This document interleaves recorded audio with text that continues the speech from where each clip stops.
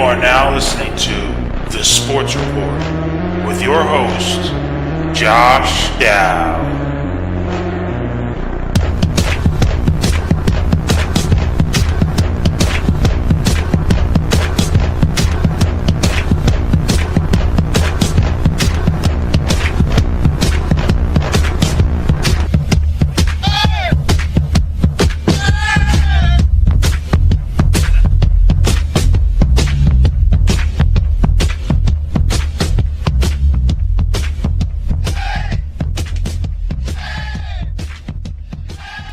What's up, everybody? Welcome to The Sports Report. I am your host, Josh Dow. I'm taking a little bit of a break from watching some ACC basketball. The tournament's going on right now, so we're going to get this show in while we're in between games. Had a lot going on. I hope everyone's having a great week so far. If you are watching college basketball, it's unbelievable games already that we're seeing. If you had a chance to check out the NFL Combine, I mean, a lot of great showings, some not so good showings, but you got to see a lot of the future NFL stars, and that was awesome. So let's get right into the headlines. This is The Sports Report, news and headlines.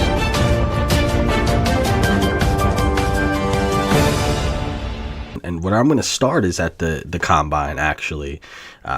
Like I said, there were some impressive performances, and the one, basically the guy that I think solidified that number one pick is Saquon Barkley.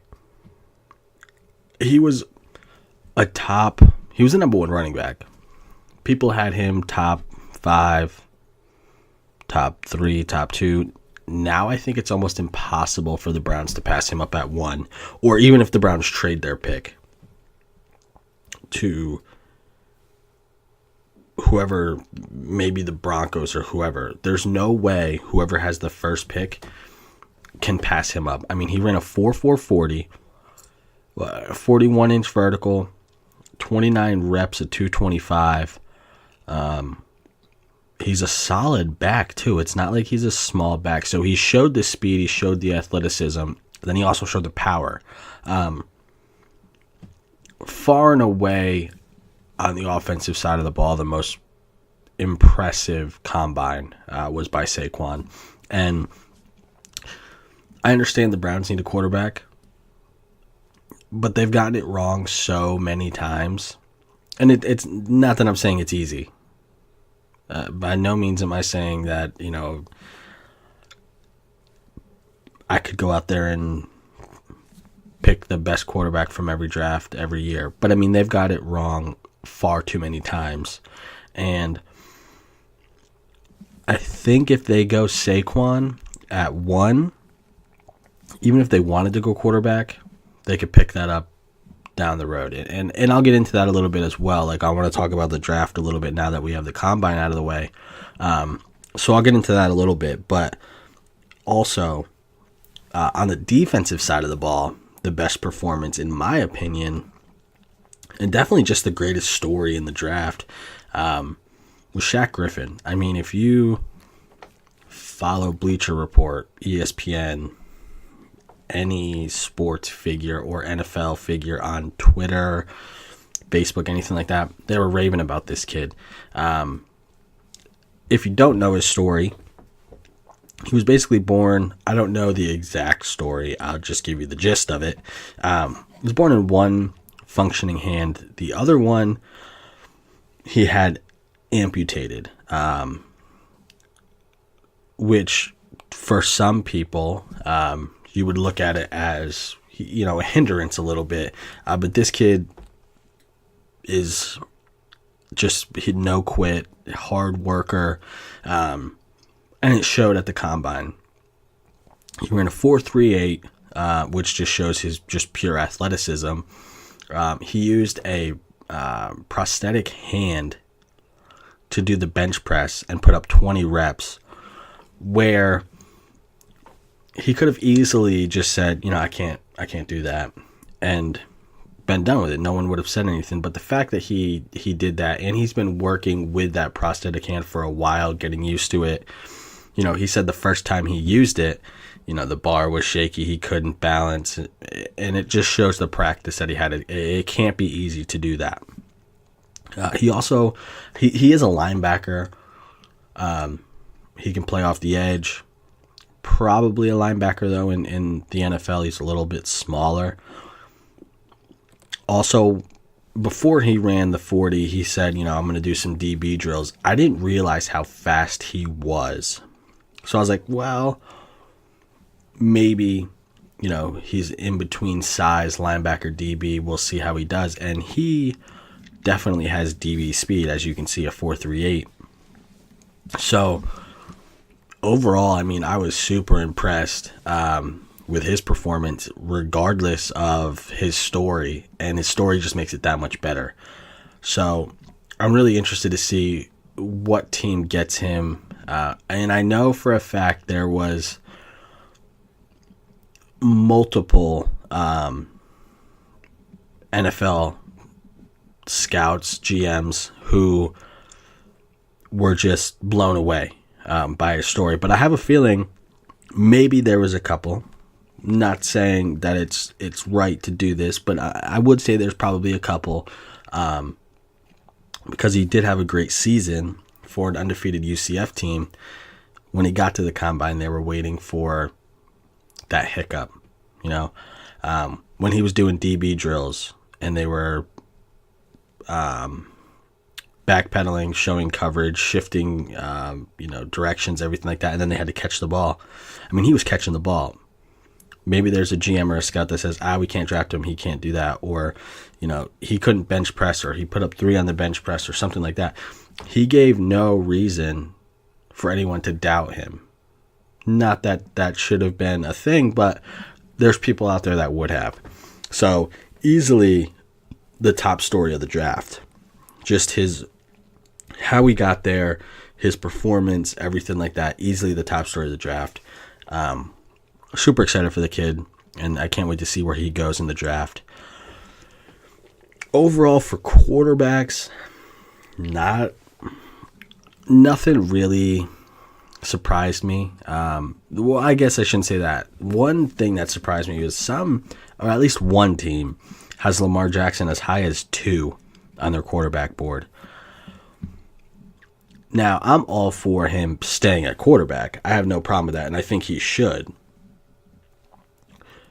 But to be number 2, I wouldn't go that far.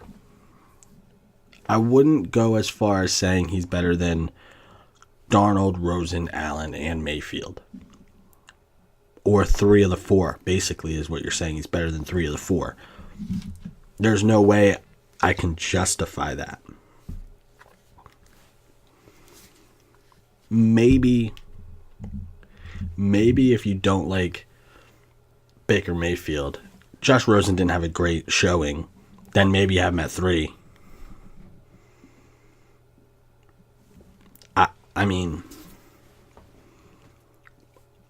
I would take a shot at him at quarterback, but that's if all those other guys were gone and I needed a quarterback. So, and I'm a big Lamar Jackson guy. But from a pure talent, I need a franchise guy. I don't know. Josh Allen impressed me, though. Josh Allen, I knew he had a big arm. I started really following Josh Allen, probably 7 or 8 games into the season last year. When he started getting a lot of recognition, I started to pay attention. And I won't say that I tuned into like every game and watched every snap, but I definitely found the highlights to see. And one thing that I noticed, and not that I'm the only one that noticed it, GMs, scouts, analysts, they've all noticed it as well. He has a big time arm. He's got to control it. Kind of that saying, he could throw it through a brick wall. The problem is he's got to hit the brick wall. he has that, and he showed the arm. And he was more impressive with control. That was what I wanted to see. He didn't have to be perfect, but I wanted to see that he's working on it. I'll tell you what, though. He was throwing 70-yard passes. And, I mean, he was hitting receivers in stride, and it didn't look like he was putting everything he had into it. So, I don't know if, now I'm not going to sit here and pretend that I know quarterback mechanics inside and out. I know the basics. But there's going to be a coach, a GM, that is super impressed with his raw talent and be able to develop him, if it's mechanical, if it's a matter of just touch, whatever the problem is, footwork, whatever the issue is. An NFL quarterback coach, offensive coordinator, whoever is going to be able to zone in on that. And this kid could be 3-4 years down the road a very steady, good quarterback. I personally would take him probably top 2 in my quarterbacks. Rosen looked weak, he looked off. I don't know if it was nerves, if it, jittery. I don't know what it was. He looked good throwing the deep ball, throwing slants and posts, and some of these other routes. He was off target. He was one-hopping receivers. I know the routes that they run they're looking at footwork. They can work on the arm. But he came in as number 1 or 2 quarterback, and he did not look like it.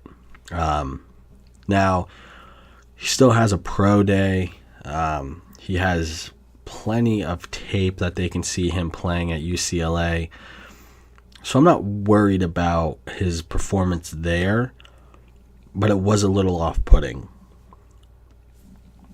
Sam Darnold didn't throw. He was limited in really what he did. I don't think that's going to hurt him. I don't think any of these guys are really going to be hurt, if they don't participate in pro day. Any of these guys that aren't participating in the combine or anything like that, I don't think that's going to hurt them in the long run. It's null and void. They're going to look at his college tape. They're going to look at him when it's 11 on 11, game speed, stuff like that. They're looking at the combine for workouts, for, mechanical stuff, numbers, little things. For instance, Baker Mayfield looked pretty good. His arm looked better than I initially anticipated. Obviously, he had the cockiness, and some GMs didn't had voiced their thoughts about that. Wasn't really fond of it. But his arm looked better than I thought. I didn't think his arm was as strong as it was. It's not Josh Allen strong, but it's a good NFL ready arm. But he doesn't have J.J. Watt coming after him. He doesn't have, Von Miller. He doesn't have anyone coming after him. He can just sit back there. You could tell he struggled with his footwork a little bit. I wouldn't, a lot of people are saying he could go in the top 12, top 15. Someone would have to really, quarterbacks would have to move for that to happen. I still think he's 4th, But, like, I don't see, like, the Colts aren't going to take one. The Giants shouldn't take a quarterback. The Browns will probably take the wrong quarterback if they take one, and I'll get into them, what they should do. But, you know, the quarterback, I think, what I'll say is Darnold didn't hurt himself. I think he's probably going to be the number one quarterback taken. Rosen didn't look great, but it's not going to, like, drop him to the fourth round or anything. Josh Allen looked, in my opinion, the most, I don't want to say NFL ready, but he could easily be worked with, especially if a quarterback coach is there and says, hey, it's a mechanical thing. Baker Mayfield and Lamar Jackson are my questions. And I would love to see them play in the NFL at quarterback. And I think they would be successful if Baker gets on a team. I guess his personality is a little loud. I know there's a lot of people, including some of my friends, that aren't fond of him. If he can put that aside, the ego aside, I think he could be a good quarterback.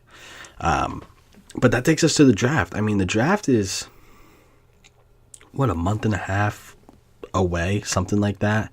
And there's some things that are moving now that are going to affect the draft. One, apparently Kirk Cousins is narrowed it down to two teams. Kirk is going to go to the Jets or the Vikings. That's what they say. So that means the Broncos are out. The Browns, I don't know if I didn't hear much about the Browns, honestly. You know, for someone that needs a quarterback, the best quarterback free agent, they didn't make any noise. So they're out anyway, no matter what. And by the time you guys are listening to this, he could have already signed with the Vikings. And I'll tell you why. If you haven't heard, the word on the street is the Vikings offered him 3 years, $91 million, fully guaranteed.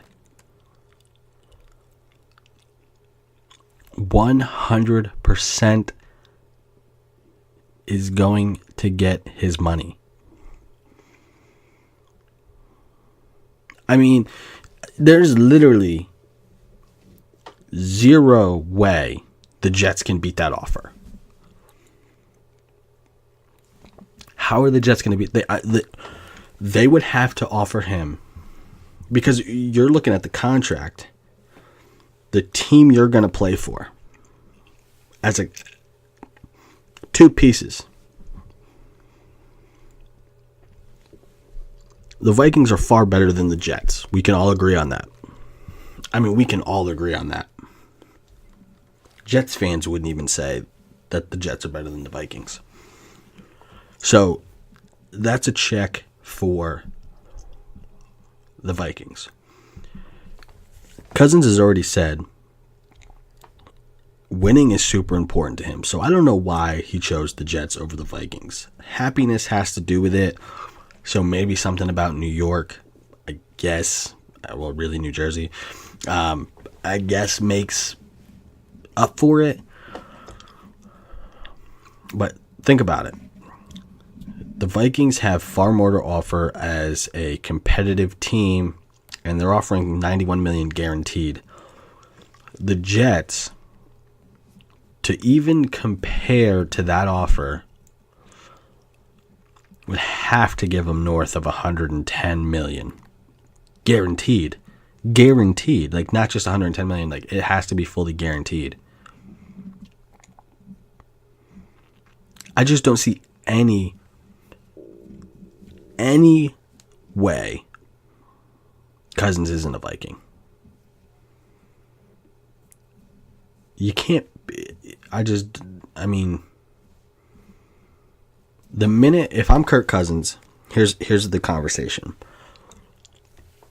Vikings GM calls me, says, we're going to offer you 3 years, $91 million, fully guaranteed. Or, in the office.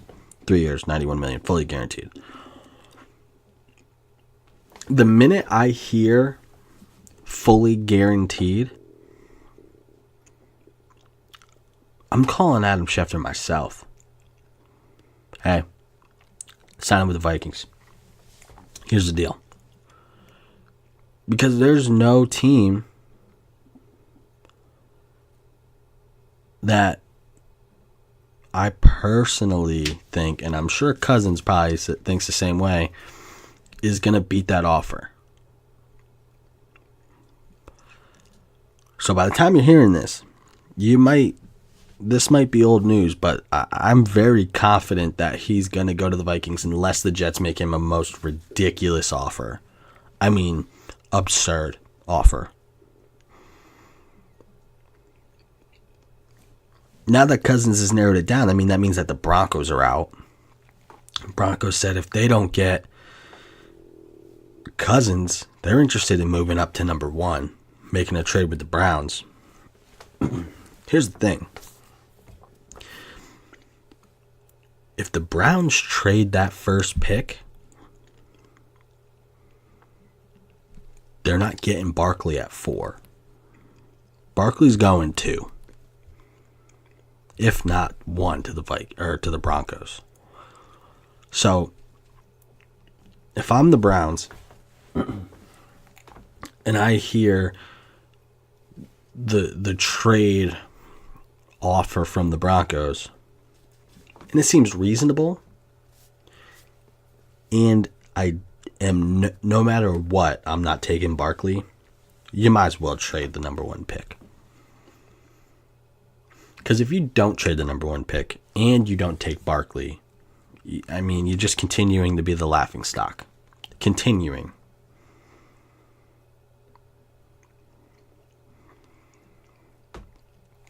It's Saquon Barkley or trade the pick. Those are your 2 options to not completely blow the draft. And the only way that I am trading it with the Broncos is I'm playing it as if my guy is I know who I'm taking at number 1. So you better make me the best possible offer, or I'm not accepting it.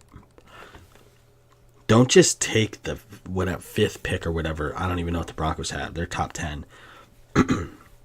Don't just take that pick and move back and take like a 2nd round pick. You already have 5 picks in the first 2 rounds. Get something that's worth your while. So if I'm Cleveland, I'll give you a rundown what I would do. If I'm Cleveland, if I don't get an offer that's too good to pass up and I'm picking number 1, 100% sold on Saquon Barkley. No possible way should he go any further than 1. Then, with your number 4 pick, I'm not taking a quarterback. I'm going defense. And you know what? About, 24 hours ago, probably more than that. It was probably about 2 days ago. 36 hours ago, we'll say. I was all for Cleveland going Barkley 1, Josh Allen at 4. And I'll tell you why I changed that. So if you remember when I did the Boxy Boys, my co-host Joel, him and I still talk every day. And we were talking about the combine, the draft, what teams should be doing. And he brought this idea up to me that even if they don't get Saquon at 1, they do trade back. Load the defense up. You got Myles Garrett, kid's a force. Solidify a great defense. And he brought up the greatest point that I've heard in a long time. Everyone says defense wins championships. We always hear defense wins championships. We've seen it before. But when we see it, there's pretty, I don't want to say good, they're okay quarterbacks. Average quarterbacks, average offenses. At least from what I can remember. Until, and maybe this is more of a personal opinion of his and mine, Jacksonville is a fantastic defense. No one can debate that. And they have a bad quarterback. I think Bortles is a bad quarterback. So if the Browns, not saying that they're on a fast track for anything, honestly, but if they want to speed up their rebuilding to potentially have a successful team, get Barkley 1, go defense with your number 4 pick, and then you have 3 other picks in the first 2 rounds. Later in the draft, you can get a quarterback if you want. You can grab Mason Rudolph. You can grab one of these other guys early second round, no problem. I mean, I think they have the 33rd pick. If you don't want to draft a quarterback, Keenum, Bridgewater, Bradford, McCarron. I mean, they're not going to be... Keenum showed that he can lead a team. Bridgewater has done it until he got hurt. Bradford looks sketchy at best. But these guys have been in the NFL. They're seasoned a little bit. I would much rather take your chance in signing one of them and then building the defense. Getting Saquon to help Keenum. Or they're big on A.J. McCarron, trying to get A.J. McCarron back. A.J. McCarron's not a great quarterback. But you build that defense up, take pressure off of him, have Saquon take pressure off of him. Josh Gordon stays on the field. I say that hesitantly because, we all know his story. You're building a nice little foundation there. 3-4 years down the road. I don't want to say you're a playoff team, but you're not 0-16.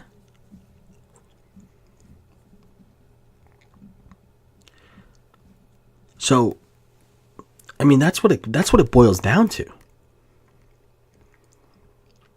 Is you're gonna, like, if you're the Browns, it's Saquon Barkley or trade the first pick. Or you're going to end up being bad for a longer period of time. And build that defense up. That's the best way to do it. Right before I came on here, Richard Sherman, reports are that he's like saying goodbye to teammates and all this stuff. He's going to be out of Seattle. Nothing's finalized yet. But the rumor is he's done in Seattle.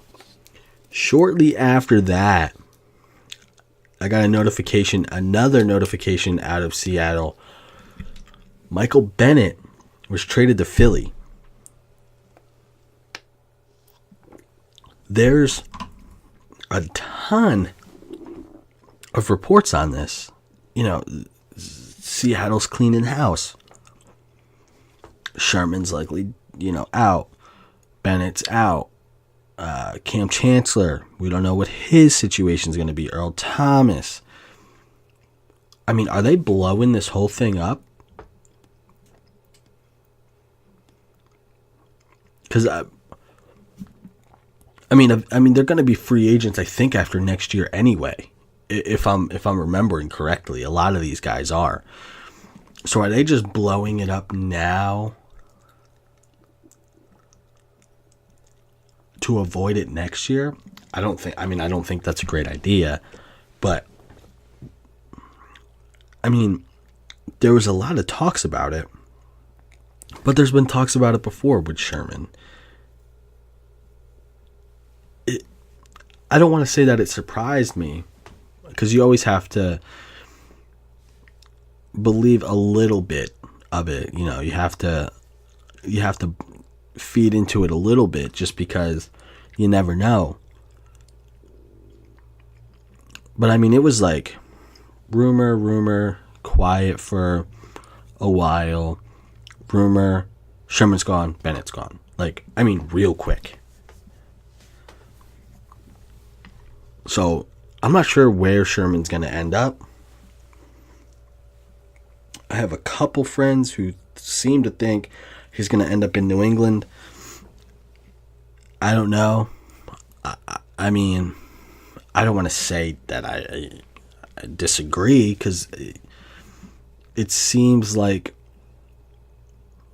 a reasonable landing spot. I don't know how likely it is. So we'll have to keep an eye on that. But man, Seattle's just cleaning house. I thought they would have waited to blow this up a little bit. Maybe try and get one more good year. But apparently they're not even going to try. March Madness is underway. Not the big tournament, but we got some conference tournaments going on. But we do have, I guess, the projections of the seeding as of now. Obviously, as the conference tournaments play out, then one Selection Sunday, they'll be official. But these are what we have now. So for your 1 seeds, you have Virginia, Kansas, Villanova, Xavier. Then you have Cincinnati, UNC, Duke, and Purdue as the 2 seeds. The 3 seeds are Auburn, Michigan State, Michigan, Tennessee. And then the 4 seeds, I'll just go up to 4. Texas Tech, Arizona, WVU, and Wichita State. So normally I'm pretty solid at pegging the seeds. But this year I'm pretty confused. I mean, the committee has me pretty baffled so far. And the reason... So first, here's one of the biggest problems. Michigan State is not a 3 seed. At worst, they're a 2 seed. I would make an argument they're a 1 seed. But somehow, Kansas is a 1 seed. Now, I understand strength of schedule, all the metrics, everything that the committee looks into. But this has to play a factor. If Michigan State played Kansas, we don't think Michigan State would beat Kansas. Don't get me, not that Kansas is a bad team. That's not it at all. But I think Michigan State, and for a long time, people thought Michigan State was the best team in the country. I mean, they're 4th in the AP poll. So the AP poll is doing something wrong, or the committee's doing something wrong. Because there shouldn't be that big of a discrepancy. And that's not just the only thing. I mean, Xavier's a number 1 seed. The other number 1 seed that they've played this season, they've lost 2 games. And they've lost by an average of 20 points. Not 20 points combined, an average of 20 points. That's not a 1 seed. A 16 seed might not lose that bad. All right, probably. But you get my point. You can't have them a 1 seed when their biggest competition whacks them up and down the floor 2 games in a row. So here's the thing. Michigan State is number 4 in the AP poll, but a 3 seed. Auburn is number 16 in the AP poll and also a 3 seed. Kansas is number 9 in the AP poll and a 1 seed. That literally doesn't make sense. Like, we have to figure something out. Like, the committee's got to give us a formula. Something. Because it just doesn't make sense. There's no rhyme or reason that Michigan State is a 3 seed, Auburn is a 3 seed, Xavier's a 1 seed, Kansas is a 1 seed. I mean, to me, it just, the only certainty that I have in this tournament is that Virginia is going to be the number 1 overall seed. Other than that, I'm baffled, blown away, no clue. So, I mean, I can't wait for Selection Sunday to see what's going to actually be the seeding.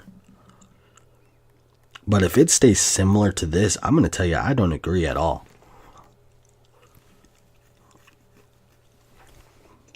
And it's really going to take an early exit by Michigan State. And by early, I mean, not the Final Four, Elite Eight. And a deep run by Xavier and Kansas. But now, here's the thing. So, Azubuike, I think that's his name, for Kansas is going to be out for the Big 12 tournament, the whole tournament. I think he has an MCL sprain, if I remember correctly. So if he's out for that, and they make an early exit out of the Big 12 tournament, do they get bumped down? If he's out for the whole tournament, the rest of the season, does he get bumped down? Or do they get bumped down, I should say? Because, I mean, he's a big part of that team. If he can't play, there's no way they're a 1 seed. I just want a formula. I said it during football season as well with the committee. I just want a formula so I know. I'm a number statistics guy. I need to have some rhyme or reason behind why Kansas is a 1 seed besides strength of schedule. If that's the only metric that matters, then, dude, just stack your schedule. Who cares if you lose 10, 15 games? You had the number 1 strength of schedule by far. You'll be a 1 seed. Like, that doesn't make sense. Doesn't make sense to me. Let's get into against the spread now. It's in! You covered, yes, it's good! Are you sure what's the final score? Miami by 4! You covered 12! I covered! Yes! What is against the spread? Like we've been doing, we're going to go through some baseball. We're going to go through the hot corner, third base this week. Last week we went over middle infield. And as I went through the middle infield, man, I thought about it for a few days. And it's impressive how good and young these guys have gotten in the MLB. It's a great time to be a baseball fan. And third base is no different.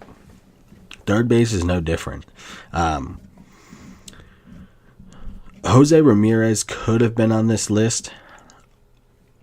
He is a third baseman. He also plays second. So I didn't justify this last week, and I probably should have. I put him at second because most of the time you have 1 second baseman, 1 third baseman, and I believe 2 utility guys in most cases, at least in my leagues I've been in. Jose Ramirez could be your second baseman, your third baseman, or your utility guy. just simply because your top 5 third basemen are better than your top 5 second basemen, I threw him in second base. But he could easily be top 4 in this one. So third base is a little bit deeper. That's why I put him on the second base list. So he could definitely be here. Another note, he's not on my top 5. But if you guys are in a keeper league and you have the opportunity to steal Rafael Devers from the Sox, steal him. I think he's about a year or 2 away from a breakout. He had pretty good numbers last year, but he's unbelievably young and unbelievably talented. Now you're starting to get some, Mookie around him, Martinez around him. I think we're going to start seeing the power numbers go up a little bit. He's going to be working with, B.S.N a little bit, who has been putting on some muscle. So he's going to be around the right guys to keep him motivated, to keep him going. I seriously think in a year or 2, he's potential all-star, big numbers, could be, a top 5 guy in the future. So definitely if you have a keeper league and you can steal Devers, definitely try. Let's start at number 5. So number 5, we have Alex Bregman. So if you guys don't know him, came on the scene last year. I think he played like 155 games or so. He played a lot of games last year for a guy that played less than 50 the year before. Had a pretty good showing. What did he bat? 284 last year, something like that. And he showed out in the playoffs. Kid showed out in the playoffs with some big home runs. The problem is, batting 284, your first year in the league, you might see some pullback that second year. The reports are out on the kid. Pitchers are going to know where to pitch him. Pitchers are going to know where not to pitch him. They got extended, scouting reports on him because of the playoffs. He still could easily bat 280 something. I think he's going to be closer to that mid 270s range, 275-ish. It's kind of that sweet spot for him. But he's another guy that if you can scoop him up in a keeper league, definitely do it. Because in the future, he could be a 290 hitter consistently. Look who he could be learning from. Altuve, Carrera, George Springer. These guys are killers at the plate, and he's going to be learning from them. So he has the potential to be that. I don't think we'll see it this year. I don't think we're quite there yet for him. Still could be close to a 20 home run guy, 18 to 21, 75 to 80 RBIs, and then in the runs, high 80s as well. So, he's going to put up good numbers. He's in a lineup to put up good numbers. It's just a matter of while the pitchers are going to adjust from the scouting reports, is he going to be able to make that adjustment? Might be tough to start, but he has the tools around him to help him make that adjustment. So I really think he's going to show out again. Just see a little bit of a pull back on the numbers. Number 4. So I really wasn't sure if I was going to put him on the list. And then when I really sat down and thought about his production, I could not have him on the list. And that's Josh Donaldson. So he didn't hit very well last year. He had 33 home runs, but he only played 113 games. So I think what we're going to see, his average is going to go back up. He's never going to be that 300 guy. That's not who he is. He's a 275, 280 hitter. That's what we'll see. I think he's going to get back to that. Upper 30s in the home runs. I don't think we're going to quite see 40, but he'll be close. He'll definitely be close. And then the RBIs. I mean, he played 113 games. 78 RBIs is not him. I think we're going to see him close to that 100 mark. Now, this is barring any injuries. He was dealing with some injuries last year. If they're still nagging, which they shouldn't be, and if he can stay healthy, which I hope he does, just because I love watching him play. He doesn't, I don't want him to kill the Red Sox, but he's a good player. I like to watch him play. He loves the game. So I think he's going to have another good season if he stays healthy. There's no reason he shouldn't be, a 36, 37 home run guy, 100 RBIs. No reason he shouldn't be. And then runs, high 80s. If he touches 92, it's a pretty good year for him run scoring. So Josh Donaldson's definitely a guy that I'm looking to have a bounce back year after dealing with some injuries. Number 3 is Manny Machado. I mean, I had to put him here just because he's played third base the majority of the time. The reports are he's going to play shortstop, but until he's actually at shortstop, he's a third baseman to me. So until I see him play short, he's on the third base list. And I mentioned, he could be on the shortstop list if he plays there. Again, he's not a 300 hitter. He's not a 300 hitter. He'll be 280, 285 is a good year for him. Low 30s with home runs. I'm thinking, honestly, though, he could be closer to that 36, 37 home runs just because, if I'm remembering this correctly, Mr. Machado is on a contract year. And if that's the case, we all know how players play on a contract year. He's going to show out because he's going to want that big money. It could be a year off from that. Maybe he's not exactly a free agent, but I want to say he is. And if that's the case, 36 home runs, 100 RBIs, something like that's going to get him that big deal that he's looking for. And I think that's not far off from where he's going to be. And then if he's in the high 80s for runs, that's showing production as well. So I'm looking 280, 35, 36 home runs, close to 100 RBIs, and then high 80s in the runs category for him.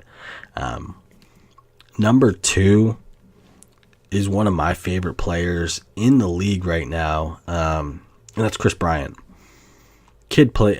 I mean, he literally plays like a kid. And one of the things that I'll never forget is when this kid playing third base, ground ball hit to him, last out of the World Series. I mean, when he's fielding the ball, the kid's just cheesing. He's having a blast. And that's something that I can respect and I admire, because that's something that I'm a huge advocate of, is playing the game to play the game, not for the money or whatever. The guy loves the game. He's looking to get back to those MVP numbers that he had a few years ago. I don't think he's gonna quite get there. His average is gonna be better than that MVP year, and probably closer to last year where he hit, I want to say, like 295. But I think he's gonna be a little bit short on the home runs and RBIs, but still a very successful year. I want to see him still stay above the 290 mark. I think we're gonna see that. I think we're gonna be 290, 291 is probably that middle ground for him. 30 plus home runs. If he breaks out and hits 35, I'll be very pleased with those numbers. Probably won't touch the 100 RBI mark, but definitely going to touch the 90s, barring any injury. I'm going to say, if I had to guess, 96, 97 RBIs, and then runs. He gets on base. He can run pretty well. He could be over 100 runs as well, especially where he typically bats in the lineup. I don't know where he's going to be in the lineup this year, but he's in a spot where he can score some runs. My number one guy, it's hard to not have him number one. He plays in Colorado, and that helps. I mean, the ball just flies out of the ballpark there. It's a big park, so, ball gets down, runs are going to score. Big outfield, he's going to drop some hits in there.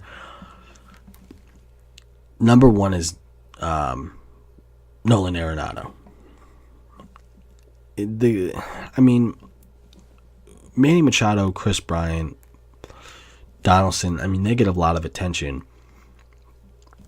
This dude is easily, numbers-wise, he's amazing on offense. But with the glove, he's just as good. Just as good. And pure stat-wise, I had to put him number one. 295 to 301 average. If he's at 300, I wouldn't be surprised. 35 to 40 home runs because of the stadiums he plays in.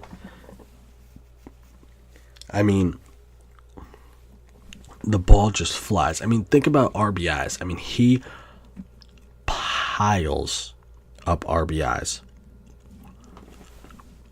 He could be 120 plus easily and lead the NL. Runs. 100 plus runs scored for him. Now that Giancarlo is out of Miami, I wouldn't be surprised if we saw Arenado lead home runs and RBIs. Would not be surprised at all. The guy's that good. So, he's definitely number one, pure numbers wise.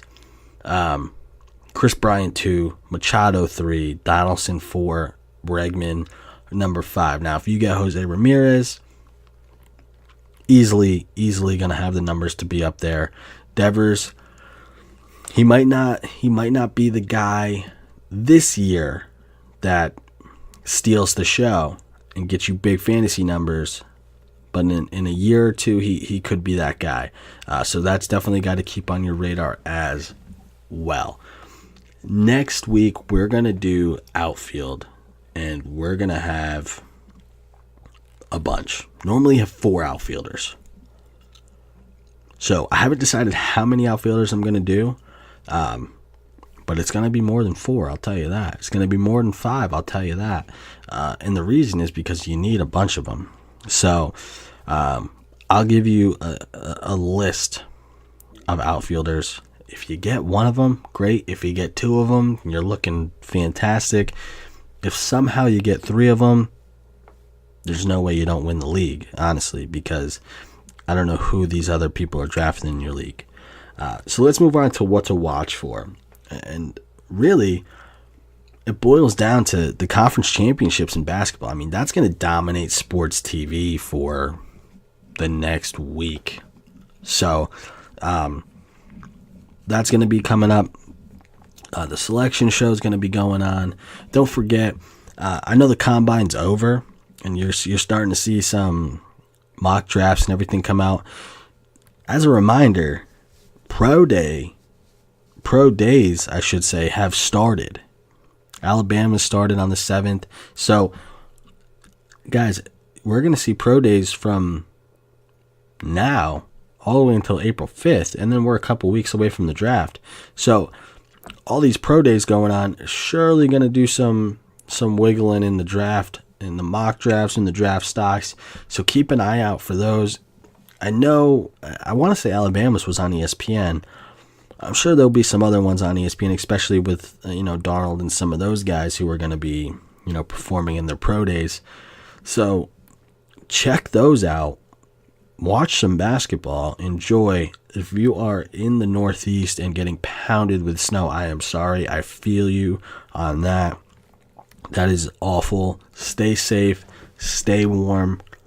Until next time, guys. Take care.